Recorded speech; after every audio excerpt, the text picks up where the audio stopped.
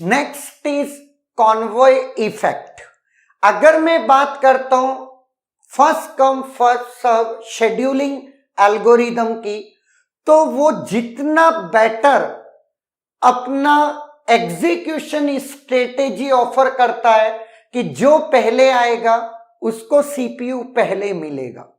कितना प्यारा execution policy है।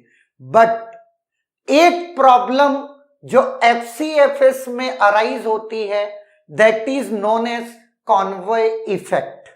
एक्चुअल में कॉन्वॉय इफेक्ट एक्चुअली जो इसका वर्ड है, कॉन्वो का मतलब होता है काफिला।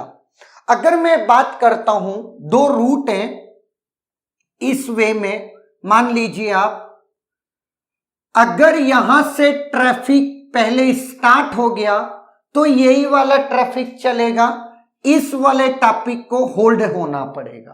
क्लियर है? और अगर इस वाले को चलेगा तो ये वाला होल्ड होगा। क्लियर? जो भी पहले चल रहा होगा दूसरे को वेट करना पड़ेगा। ला, अब बात ध्यान से देखना। आप फैमिली टूर पे निकले हैं, आपकी फैमिली की दो व्हीकल हैं। जो यहां पर आती उससे जस्ट पहले एक व्हीकल का पूरा झुंड काफिला गुजर रहा है जो कि 200 व्हीकल्स हैं, 200 फोर व्हीलर्स हैं। आपको उनकी वजह से रुकना पड़ा। क्लियर है? तो आप यही चीज जो कॉन्सेप्ट है वो है convoy effect. Smaller processes have to wait for long time for bigger process to get off from the CPU. छोटी छोटी कुछ प्रोसेसेस एक बड़ी प्रोसेस के सीपीयू से बाहर निकलने की वेट कर रहे होते हैं। इस चीज को बोलते हैं कॉन्वॉय इफेक्ट। नाउ ऐसा क्यों होता है? क्योंकि बड़ी प्रोसेस पहले आई, उसको सीपीयू मिल गया। अब उसको क्या पता कि बाद में कितनी प्रोसेसेस छोटी आएंगी या नहीं आएंगी, और आएंगी भी सही। तो एफसीएफएस एल्गोरिथम क्या कहता है? जो पहले आएगा उसे मिलेगा, नो मैटर क्या बाकी की प्रायोरिटी है, किसको कितना चलना है। दूसरे हर्डल्स एफसीएफएस कभी कंसीडर नहीं करता। क्लियर है? इसको एक प्रैक्टिकल एग्जांपल से समझते हैं। एक दो कंडीशंस ली हैं जिसमें P1, P2, P3 तीन प्रोसेसेस हैं। P1 अराइव होता है 0 पे, P2 1 पे और P3 2 पे। अगर मैं इसका गैंट चार्ट बनाऊं तो 0 पे ओनली P1 प्रोसेस अराइव हुई थी जिसको 200 चलना है। चूंकि एफसीएफएस है तो पूरा चलेगा, नॉन प्रीएम्प्टिव है। फिर P2 2 यूनिट 202 और फिर P3 3 यूनिट 205। अगर मैं बात करता हूं इसके टर्न अराउंड टाइम की, तो आप कह सकते हैं turn around time is nothing but completion minus arrival. तो कंप्लीशन माइनस अराइवल इज 200, है ना? 202 माइनस 1 201 और 205 माइनस दैट इज 203। अगर वेटिंग टाइम की बात करते हैं तो वेटिंग टाइम होता है कंप्लीशन माइनस अराइवल माइनस बस टाइम। तो हम कह सकते हैं टर्न अराउंड टाइम माइनस बस टाइम, है ना? तो 200 माइनस 200 0, 201 माइनस 2 199 और 203 माइनस 3 इट्स 200, है ना? अगर मैं एवरेज वेटिंग टाइम की बात करता हूं तो एवरेज TAT हमारा है 604/3 और एवरेज वेटिंग टाइम है 399/3। क्लियर है? नाउ अब मैं एक और सिनेरियो लेकर चल रहा हूं, वो देखना। P1, P2, P3 सेम बस टाइम है, बस उनका अराइवल डिफरेंट है। अगर मैं बात करता हूं इस कंडीशन की, तो 0 पे कौन अराइव होता है? P2। P2 कंप्लीट किया 2 यूनिट तक, 2 यूनिट पे कौन कौन आ गया? P3 और P1 बोथ।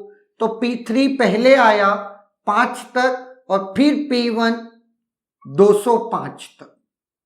नौ, अब ध्यान से मेरी बात देखना, अगर मैं इसकी P2 का एवरेज, ये TAT है, that is turn around time is completion minus arrival, 205 minus 2 203। इसके बाद आपका क्या है?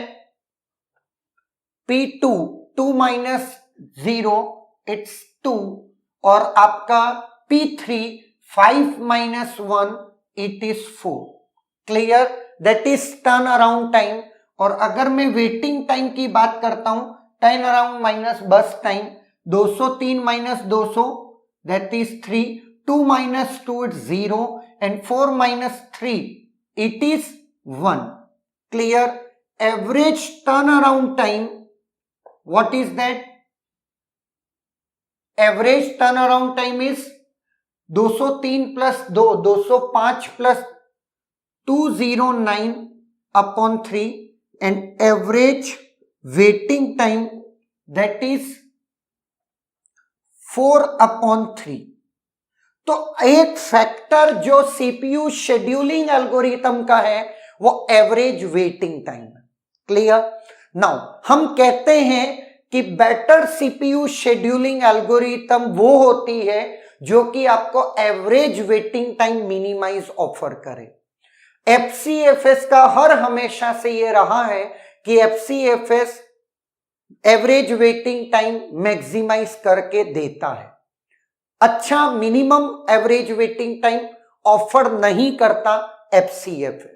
लेकिन अगर मैं बात करता हूं, ये वेटिंग टाइम की बात नहीं है, यहां पर क्या हो रहा है, एक छोटी प्रोसेसेस को बड़ी प्रोसेस की वजह से रुकना पड़ रहा है। लेट इन छोटी प्रोसेसेस को आईओ चाहिए था, लेट आईओ अभी खाली है, एक बड़ी प्रोसेस सीपीयू में चल रही है, और अगर वो सीपीयू छोटी प्रोसेसेस को पहले मिलता तो वो आईओ चलाते और बड़ी प्रोसेस बाद में आती तो सीपीयू चलाती।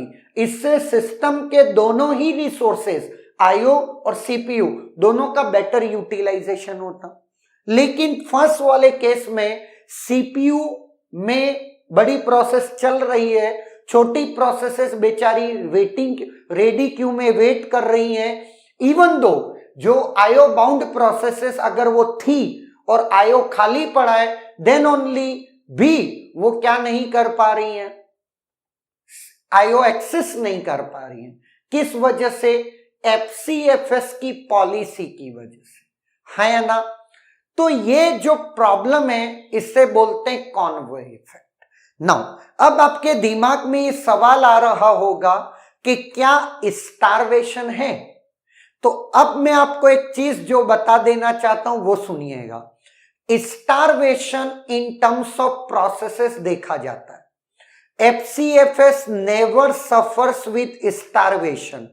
कॉन्वॉय इफेक्ट एक लेवल तक आपको कह सकते हैं कि प्रॉब्लम क्रिएट करता है, लेकिन स्टारवेशन उससे बड़ी प्रॉब्लम है, और उससे लास्ट में आपकी है डेडलॉक, कि काम ही नहीं हो पा रहा है।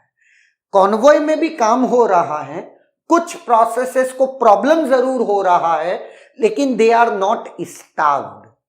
सम of the faculty uses this term कि कॉन्वॉय इफेक्ट में अदर प्रोसेसेस स्टार्व होती हैं। गलत, कभी भी एफसीएफएस में स्टारवेशन नहीं आता। अब what is the mean of starvation, ये बहुत क्लियर करना जरूरी है। क्लियर? नाउ अब ध्यान से मेरी बात सुनना। इवन दो बहुत ध्यान से देखो, P1 पहले आई, लेट ये Q है, P1 पहले आई, P2 बाद में आई, P3 इसके बाद में आई। P3 प्रोसेस को 3 यूनिट चलना है, P2 को 2 और P1 को 200। लेट ये CPU है। सबको पता है कि हम FCFS यूज कर रहे हैं, मतलब जो पहले आएगा उसको पहले मिलेगा।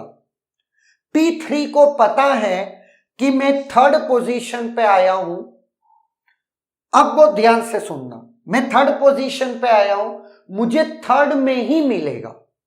क्लियर? मेरे से पहले 2 प्रोसेसेस लाइनअप है, CPU पहले उनको ही मिलेगा। कौन किसको कितना CPU चलना है ये तब तक पता नहीं चलता जब तक कि CPU में चल ना जाए, है ना?